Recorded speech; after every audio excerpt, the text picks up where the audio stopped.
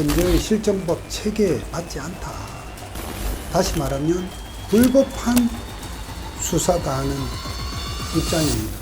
대통령께서는 기본적으로 이 사태의 처음서부터 법치주의가 정말 훼손되고 지금 무너지고 있다는 점에 대해서 많은 걱정을 합니다.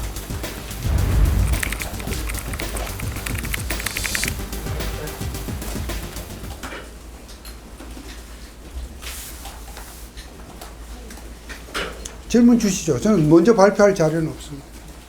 그 사무실 용도는 어떻게 됩니까? 이 사무실 용도.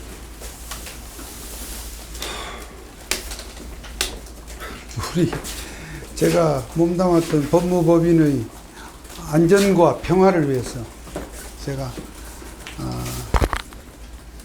이 별도의 공간을 마련을 해서 혹여 오늘과 같이 기자 여러분들을 만날 때든지 할 때 쓰기 위한 취지로 공간을 별도로 마련을 했습니다.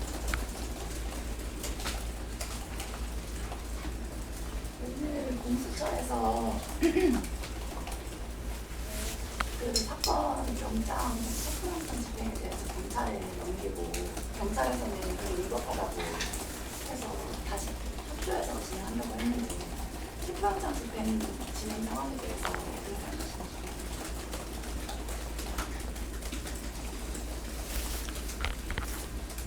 질문의 취지가 그러니까 지금 공수처에서 경찰에다가 체포영장 집행을 일임을 했고 네. 그럼 그 사항에 대한 예, 근데 견해인 경찰에서는 또 위법한 여지가 있다고 해서 네. 진행을 하려고 했거든요. 예. 그 부분에 대해서 대통령 측 입장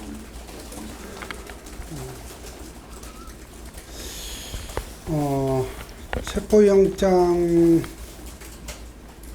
형식적인 그 시한이 오늘 하루 남은 시점에서 공수처에서 경찰로다가 체포영장 집행을 일임한다는 그런 뉴스를 저희들도 접했는데요. 기본적으로 지금 대통령 측 입장은 공수처가 대통령을 상대로 대통령에 대해서 내란죄 여부를 수사한다는 자체가 몇 차례 말씀드렸습니다만 현재의 실정법 체계에 맞지 않다. 다시 말하면 불법한 수사다 하는 입장입니다. 불법한 수사이니만큼 체포영장 청구도 불법하고 또 서부지방법원에서 그러한 불법성을 간과했는지 묵과했는지 간에 발부를 했습니다만 역시 그 영장은 저희들로서는 효력을 인정할 수 없는 영장이다 하는 점을 견지해 오고 있습니다. 그러한 상태에서 공수처가 그 집행을 경찰로다가 위임을 했는지 일임을 했는지 제가 그쪽 표현을 잘 모르겠습니다만 어쨌든 거기다가 떠넘긴 것은 첫 번째는 이러한 문제점, 불법하고 영장의 효력이 문제될 수 있다는 이러한 점에 대한 자인의 의미가 있다는 것이 첫 번째고요. 또 그와 맞물린 관점에서 볼 때 경찰 역시 그러한 하자 있는 영장을 가지고 체포 집행에 나설 수는 없을 것이다 이렇게 보고 있습니다. 뿐만 아니라 그 영장의 이러한 불법 무효성과 또 별개의 문제로서 공수처가 경찰에다가 이 신병 구속, 인신 체포 구속에 관한 영장의 집행을 이렇게 지시할 수 있느냐는 건 또 다른 법적인 논란거리입니다. 결론적으로 말하면 그렇게 할 수 없다는 것이 저희 변호인단의 판단입니다.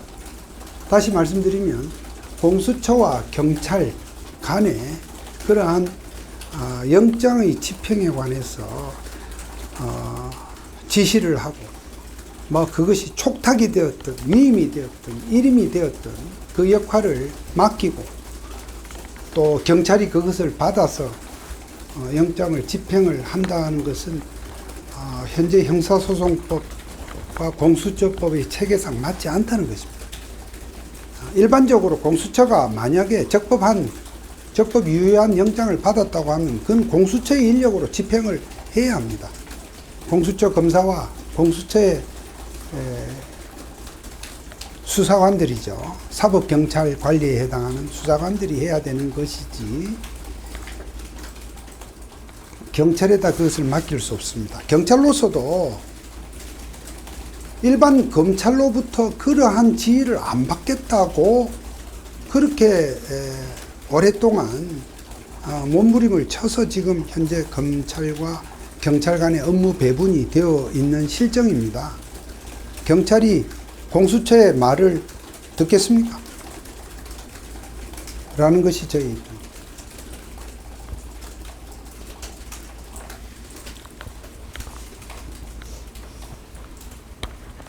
혹시 이런 상황 관련해서 윤석열 대통령이 하신 말씀 공개할 수 있는 거 없을까요?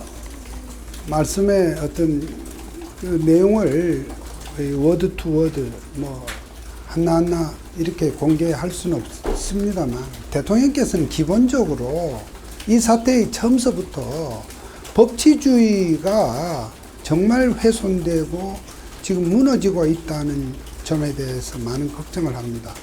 거슬러 올라가면 대통령이 비상계엄 선포라고 하는 그러한 결단을 하게 된 배경 중에도 정말 지난 몇 년간 우리의 이런 사법부의 여러 가지 지금 기능 또는 이 작동 과정이 너무 소위 적법 절차 원칙에 너무나 벗어나 있고 무슨 범죄자에 대한 재판이 1심 마치는데 뭐 2년 3년 걸리고 대법원이 최종 확정되는 데까지 4, 5년이 걸리는 이런 형태로서 그렇게 해서 국회의원 임기는 다 보장시켜주는 이러한 왜곡되고 어떤 그 궤를 참 벗어난 지나치게 사법 시스템이 적기에 작동되지 않는 부분 그런 부분 등이 여러 가지 그러면서 그런 해서 야기된 그런 법치주의 혼란을 매우 심각하게 보고 있고 이번 이 상황도 어떻든 공수처라는 기관이 민주당이 주도하여 만들어진 기관입니다만 그러나 어떻든 현실적으로 법이 통과돼서 지금 3, 4년째 기능을 하고 있는 그 기관에서 관련 법령은 지켜야 한다. 절차와 내용 모두 하자가 없어야 한다는 생각. 그런 점에서 보면 대통령도 이 상황에 대해서 어떤 법치주의가 이렇게 왜곡되고 있는 것을 여실히 보여주는 그런 점에 대한 좀 아주 그런 점을 개탄하는 취지의 입장이다 말씀을 드리겠습니다. 네. 그리고 궁금한 게 대통령께서는 사법 시스템이 전반적으로 너무 오래 걸린다고 보고 계시는 걸까요? 아니 오래 지금 몇몇 우리 권력형 비리랄지 주요 정치 유력 인사들의 재판, 국회의원들의 재판 이런 것이 선거법 사건이나 혹은 그 밖에 정치인들의 여러 가지 비리들이 최근 5, 6년간에 많이 재판에 회부돼서 재판이 진행되고 또 그 가운데는 현역 의원이 당선 무효형까지 이르는 그런 사례들이 있었지 않습니까? 그런 사례들의 재판이 정말 판사들의 이해할 수 없는 재판이 장기간 적체되고 또 이런저런 이유로 지연이 되고 이렇게 해서 문제된 국회의원들이 사실상 임기를 다 채우고 나서야 판결이 이루어진다든지 또는 법정 구속돼야 될 사람들이 법정 구속이 안 된 상태에서 구속되지 않았음을 기화로 해서 출마를 하고 이렇게 해서 당선이 되었다가 당선되고 난 다음에 다시 법원의 판결에 의해서 직이 소멸되는 그러한 사례들을 우리가 지금 보고 있지 않습니까? 이런 부분은 우리 국민들의 상식적인 시각에 맞지 않다 하는 그러한 의미입니다. 그 추가 질문이 내가 방금 5, 6년을 말씀하셨는데 네. 지금 딱 그렇게 5, 6년 정도 지연되고 있는 사건이 2019년쯤에 그 패스트트랙 지원 사건으로 국민의힘 의원들 많이 회부되어 계신 걸로 알고 있는데 변호사님이나 대통령께서는 그런 사건보다 빨리 진행이 되어야 한다고 보시는지 그리고 또 헌법재판소도 재판이 빨리 이루어지는 게 사법적인 맞다고 보시는지 궁금합니다. 그 구체적 개별 사건에 대한 언급은 제가 여기서 자제하겠고요. 탄핵 심판 절차를 질문하셨죠? 네. 예, 마찬가지입니다. 헌법재판소법에 의하면 180일 내에 재판을 하도록 되어 있지 않습니까? 기본적으로는 그 180일이라는 기간을 충분히 투입을 해서 충분히 이를테면 탄핵을 소추한 측은 소추한 대로 또 소추를 당한 입장은 당한 대로 입장과 견해를 충분히 그 재판 절차에 따라서 개진을 하고 또 그것을 국민들이 또 알 수 있도록 해서 심판의 어떤 결론에 이르는 과정에 대해서 대통령도 기본적으로 하등의 어떤 다른 견해가 있을 수 없으리라고 생각합니다.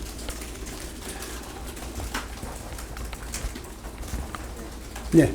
대통령께서는 탄핵 절차에 관해서 나오셔서 직접 말씀하실 의향도 있다고 그때 이제 윤배라 선생님께서 말씀하셨는데 혹시 거기에 관해서 지금 뭐 따로 일정이라든지 뭐 정해진 게 있으세요? 그 부분은 그러니까 재판 절차가 진행되어서 대통령께서 어떻게 임하시고 하는 부분은 그 공보를 담당하는 윤곽근 변호사가 적절한 시점에 말씀을 드릴 것이니 저는 그 부분에 대한 언급을 하지 않겠습니다.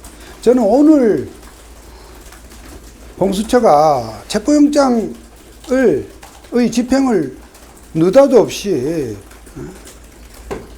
경찰에 일임한다는 이 사항에 대한 질문들이 하도 많아서 그거에 대한 답을 위해서 제가 오늘 이 자리를 만든 것이지 절차 전반에 관한 사항은 공보 변호인과 이 역할 분담이 되어 있으므로 제가 그 제 역할을 넘어서는 그런 말씀은 오늘 드리기 어렵다는 점을 양해해 주시기 바랍니다.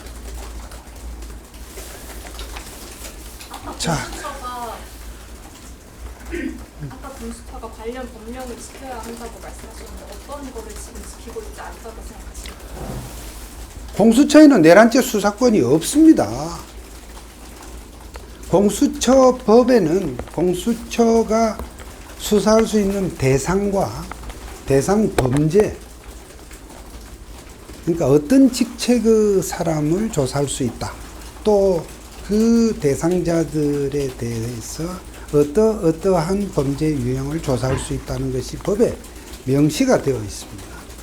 그 내용에 대통령이 들어있기는 하지만 내란죄라는 죄목은 없습니다. 그러므로 공수처에 내란죄 수사권이 없다고 저희는 이 수사 초반서부터 수없이 강조를 해왔습니다. 그리고 뭐 이런 얘기는 제가 굳이 안 해도 되지만 공수처는 그런 문제에 대해서 왜 자기네들은 이렇게 뻔한 해석을 놓고도 이렇게 엉뚱하게 계속 수사권이 있다고 고집을 하느냐 하는 점을 우리도 한번 자문자답해 봅니다. 또 일부는 뭐 공수처에서도 그런 입장을 혹시 밝혔는지도 모르겠습니다만은 직권남용죄는 공수처가 수사할 수 있는 죄목으로 올라가 있습니다. 직권남용죄를 조사할 수 있으니, 즉 대통령이 대통령을 상대로 직권남용죄를 조사할 수 있으니 그 관련 범죄라고 할 수 있는 내란죄까지도 수사할 수 있다는 논리 같습니다. 제가 이 설명한 것에 대해서 우선 혹시 기자님들 중에 공수처가 다른 논리로 공수처의 수사권을 주장했던 대목을 혹시 아시는 기자님 있으시면 좀 제게 말씀해 주십시오. 질문을 보강하는 의미에서. 혹시 있으십니까? 그 외에 공수처가 지금 대통령에 대한 내란죄를 수사할 수 있다고 밝힌 논리가 혹시 있는 걸 혹시 아시는 기자님들 계십니까? 자, 없다고 하면 아마 이 논리일 것입니다만 이 논리가 왜 틀렸느냐 하는 것을 제가 또 말씀드리겠습니다. 공수처의 논리, 추정되는 논리대로라면 대통령에 대해서 직권남용을 수사할 수 있고 그것의 관련 범죄인이 내란죄까지 갈 수 있다. 즉 직권남용을 수사하면 그것을 하나의 연결, 고리로 해석할 수 있다. 이런 뜻으로 해석이 됩니다. 그런데 이것이 왜 부당한고 하니, 그러려면 대통령을 상대로 직권남용 수사는 가능해야 하지 않습니까? 그런데 우리 헌법 제84조이던가요? 대통령은 재직 중에는 내란죄, 외환죄 외에는 소추되지 아니한다. 즉 수사를 할 수가 없다는 얘기입니다. 직권남용에 대해서 대통령을 상대로, 그러면 현직 대통령입니다. 윤석열 대통령은, 제가 너무 밑에만 본 것 같은데 카메라 좀 이상하면 좀 이거를 좀 반영해 주십시오. 제가 일부러 밑을 본 건 아닙니다. 기자분들이 앉아 계시다 보니까. 그러니까 대통령, 현직 윤석열 대통령은 지금 탄핵 소추를 당하여 일시 권한 정지 상태에 있으나 아직 현직 대통령입니다. 임기 중입니다. 이런 대통령에 대해서 직권남용죄로 수사할 수 있다고 하면, 역대 대통령 뭐 시민단체에서 직권남용으로 고발되고 하면 그럼 대통령 계속 형사입건 대상이고 수사기관에서 부르면 가야 되겠습니까? 이것이 아닌 것입니다. 즉 직권남용죄는 헌법에 의해서 대통령에게 수사를 할 수 있는, 소위 수사를 개시할 수 있는 그러한 유형의 죄목이 못 됩니다. 그것이 첫 번째로, 직권남용을 수사해서 무슨 관련 범죄로 이걸 할 수 있다는 이 논리가 정말 자기적인, 전혀 이치에 맞지 않는 궤변이다는 점이고요. 두 번째는 우리가 관련 범죄를 수사할 수 있다는 것은 원래의 수사 대상 범죄와 하는 과정에서 이렇게 파생된 범죄, 그 수사를 하다 보니까 관련해서 자연적으로 확인된 범죄인데, 내란죄라고 하는 것은 정말 방대하고 어려운 수사를 요하는 굉장히 복잡한 범죄입니다. 다시 말해서 아주 상대적으로 미미한 어떤 죄목을 조사하면서 아주 방대한 다른 죄목으로 갈 수 있는, 이건 뭐 별건 수사라고도 설명이 되지 않는 전혀 별개의 그러한 죄목입니다. 내란죄라고 하는 것은 말이죠. 그러니까 좀 공수처가 아직은 수사기관으로서는 수사 사례나 인력 면에서 정말 걸음마 단계에 불과한 그러한 기관입니다. 그러한 기관에서 정말 감당도 할 수 없는 내란죄라고 하는 것은 우리 검찰도 우리 국가의 최고 수사기관. 그러니까 권력형 비리나 기타 아주 거악 범죄에 있어서 가장 수사 사례와 경험이 많고 인력도 방대한 검찰로서도 정말 하기 힘들 정도의 방대한 수사입니다. 그러한 수사를 공수처가 어떤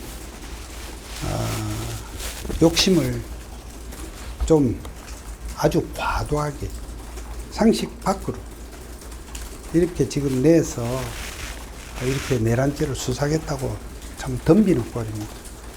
그런 점에서 공수처의 수사가 왜 위법하냐, 왜 불법이냐는 설명을 제가 조금 길게 했습니다만 그 정도로 하겠습니다.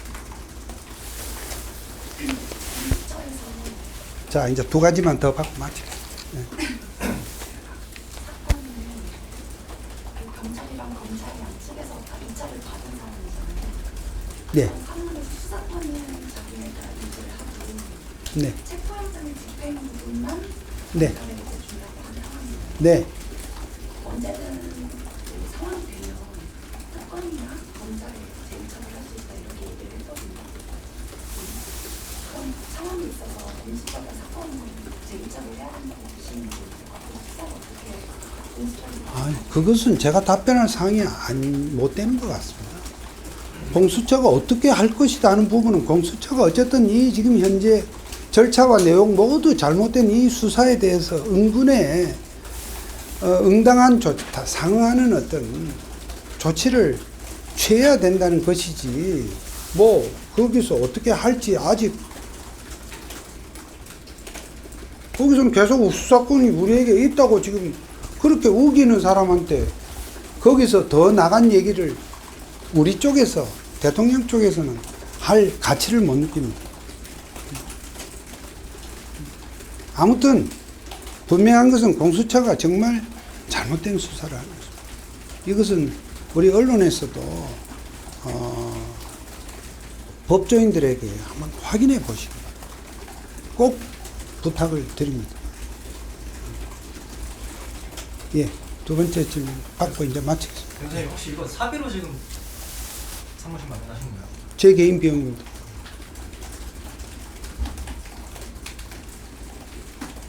네.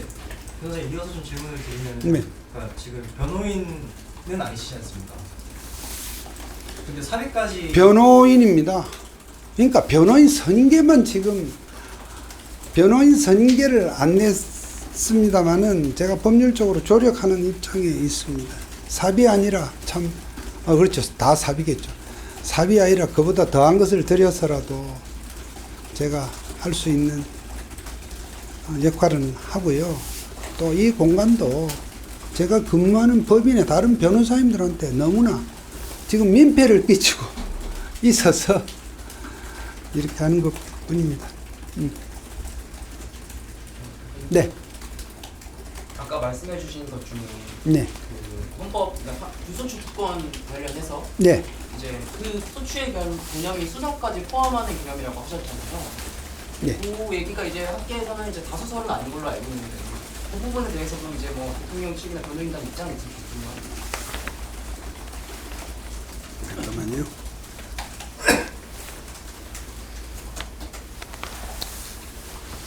대통령에 대해서 대통령의 불소추 특권이 내란죄, 외환죄에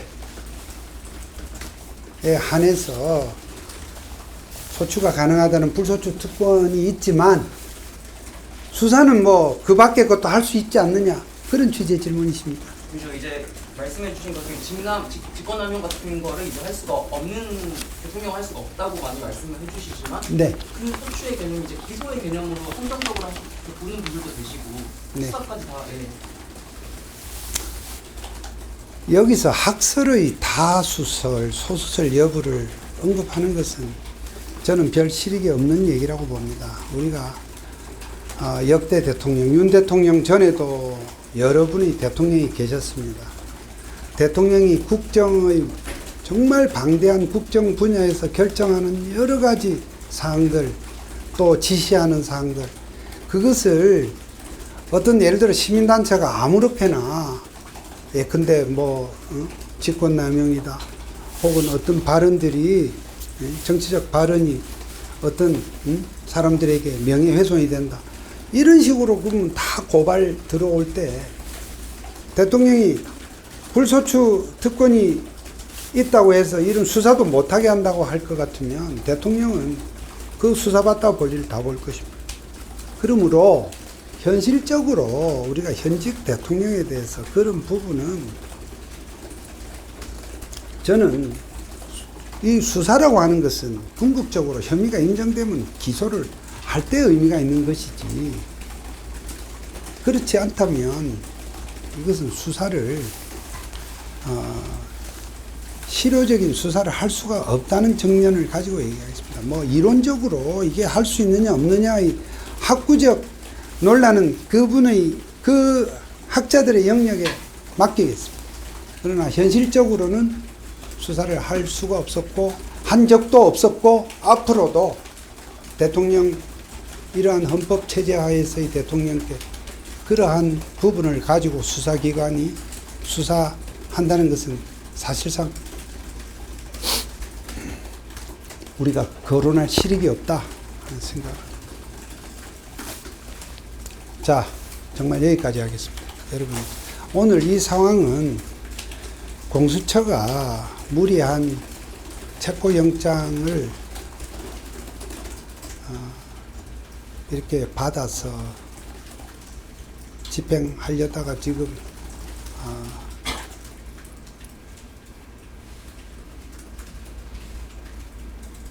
이것이 무산된 지금 단계이기도 하고요. 저는 질문이 나올 줄 알았는데 무슨 영장 기간을 연장하겠다는데 영장 기간을 연장하는 제도도 없습니다. 제발 공수처 공부 좀 하고, 혹시 공수처에서, 저는 보도만 보고 하는 얘기입니다. 공수처에서 그런 언급을 했나요? 영장 기간을 정확한 워딩을 제가 몰라서, 예? 연장? 그런 제도가 없습니다. 그러니까 영장이 시한 내에 어떤 이유에서든지 집행이 안 되면 그 영장은 효력이 소멸되고요. 또 이론적으로야 새로 재청구를 하면 모를까 영장 연장이라는 건 없고 그 영장은 반환을 해야 되는 그러한 성질이다 하는 점을, 전 질문이 안 들어와서 제가 좀 추가로 말씀을 드렸습니다. 제가 계속 안경이 내려와서 또 어벙한 모습으로 나올까 좀 걱정되는데요. 여러분, 좀 우리 카메라 기자님들 고점만 좀. 변호사님 계속 공보라인을 윤갑근 변호사 쪽으로 일어나서 말씀을 주셔야하는데, 그렇다면 지금 이렇게까지 하시는 이유가 뭔가요? 많은 기자들이, 선생님 우리 어느 기자시죠? 뉴스원입니다. 뉴스원은 제게 혹시 전화하고 그러지 않았나요? 그러니까 제게 지금 수십 명 수백 명이 전화 오는데 저도 이렇게 하는 것이 좀 괜한 일인가 할 정도입니다만, 어쨌든 여러분들이 좀 취재의 어떤 이 필요성이 있으니까 저에게 수십 명이 지금 전화를 주고 계시고, 또 공보팀이 그런 상황을 일을 못 쫓아가는 상황에서 보조적으로 제가 설명을 드리는 것입니다. 또 한편 우리 대통령 측 입장에서도 또 입장을 알릴 필요가 또 있고요. 이 사안이 워낙 크고 중하다 보니까 이와 같이 제가 좀 보조를 하는 것입니다. 혹시 다른 어떤 개연성을 생각하고 질문이 있을까요? 예, 저도 가급적 공보팀이 있기 때문에 저도 이런 부분은 제 스스로 사서 이런 고생을 하고 싶지 않은데, 워낙 상황이 시시각각으로 발생하는 상황에 대해서 우리 기자 여러분들께서 질문을 주시니까 제가 공보팀하고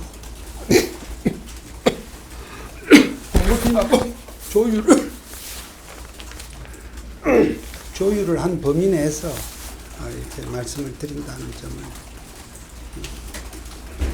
하시고, 또 기자 여러분들의 수고를 조금이라도 제가 도와드려야 되겠다는 마음도 있다는 점 좋게 봐주시면 좋겠습니다.